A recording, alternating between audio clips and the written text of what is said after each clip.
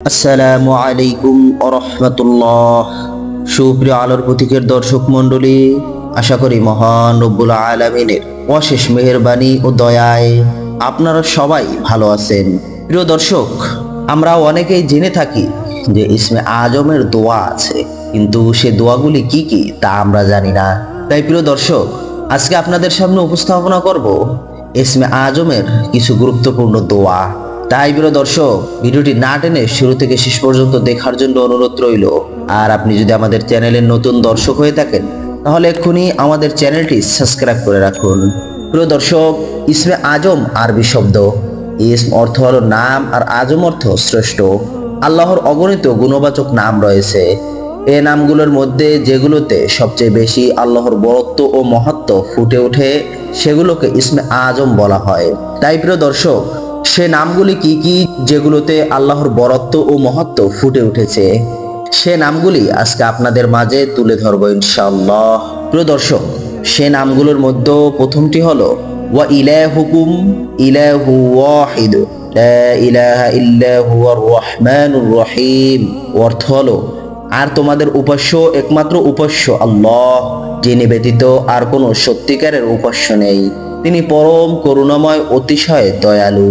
প্রিয় দর্শক, দ্বিতীয় নম্বর নামটি হলো আল্লাহু লা ইলাহা ইল্লা হুয়াল হাইয়ুল কাইয়্যুম।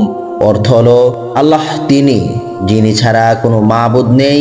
তিনি চিরঞ্জীব, সমগ্র জগতের নিয়ন্ত্রক। হযরত আব্দুল কাদের জিলানী রহমাতুল্লাহি আলাইহি বলেন, ইসমুল আজম হলো আল্লাহ শব্দ, তবে শর্ত হলো তা পূর্ণ একাগ্রতা ও ইখলাসের সঙ্গে বলতে হবে।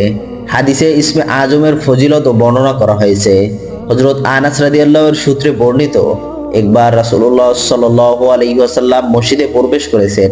এমন অবস্থায় এক লোক নামাজ শেষ এ দোয়া করছিলেন, আল্লাহুম্মা ইন্নী আসআলুকা বিআন্নী আশহাদু আন্নাকা আনতাল্লাহ লা ইলাহা ইল্লা আনতা আহাদুস সামাদুল্লাযী লাম ইয়ালিদ ওয়া লাম ইউলাদ ওয়া লাম ইয়াকুল লাহু কুফুয়ান আহাদ।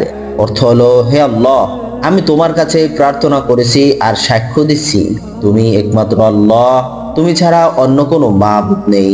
তুমি একক সত্তা, স্বয়ং সম্পূর্ণ, যিনি কাউকে জন্ম দেননি এবং তাকেও কেউ জন্ম দেয়নি, আর তার সমকক্ষ কেউ নেই। তখন রাসূলুল্লাহ সাল্লাল্লাহু আলাইহি ওয়াসাল্লাম বললেন, তুমি কি জানো তুমি কি দোয়া করেছো? তুমি দোয়া করেছো ইসমে আজম দিয়ে, যার মাধ্যমে দোয়া করলে আল্লাহ কবুল করেন। এর মাধ্যমে কিছু চাইলে আল্লাহ তা প্রদান করেন।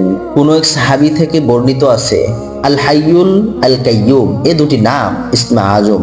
ইমাম রাজি রহমাতুল্লাহি আলাইহি ও আল্লামা নববী এ মতকেই গ্রহণ করেছেন। আল্লামা আজারি রহমাতুল্লাহি আলাইহি বলেছেন, আমার মতে ইসমে আজম লা ইলাহা ইল্লা হুয়াল হাইয়ুল কাইয়্যুম। অর্থ, আল্লাহ তিনি, যিনি ছাড়া কোনো মাবুদ নেই। তিনি চিরঞ্জীব, সমগ্র জগতের নিয়ন্ত্রক। ইমাম মুহাম্মদ রহমাতুল্লাহি আলাইহি বলেন, আমি ইমাম আবু হানিফা রহমাতুল্লাহ আলাইহি থেকে শুনেছি আল্লাহ তাআলার ইসমে আজম হলো আল্লাহ, কেননা এটি আল্লাহর স্বভাবগত নাম। তাছাড়া কোরআন মাজিদে এই নামটাই 2697 বার এসেছে, এত বেশি অন্য নাম আসেনি। সুবহানাল্লাহ। কেউ যদি আল্লাহ নামের ওসিলায় দোয়া করে, তাহলে তা আল্লাহর কাছে প্রত্যাখ্যাত হয় না। প্রিয় দর্শক, যে তিনটি দোয়ার কথা আজকে বললাম, কোরআনের 3 জায়গা থেকে এই দোয়াগুলো দেওয়া হলো।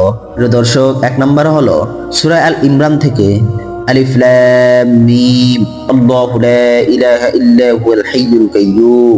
2 আয়াতুল কুরসি থেকে, আল্লাহু লা ইলাহা ইল্লা হুয়াল হাইয়ুল কাইয়্যুম।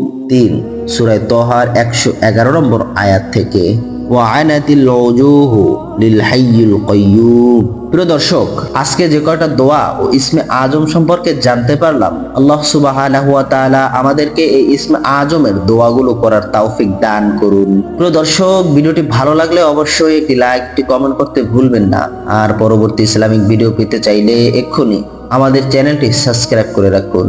আসসালামু আলাইকুম ওয়া রাহমাতুল্লাহ।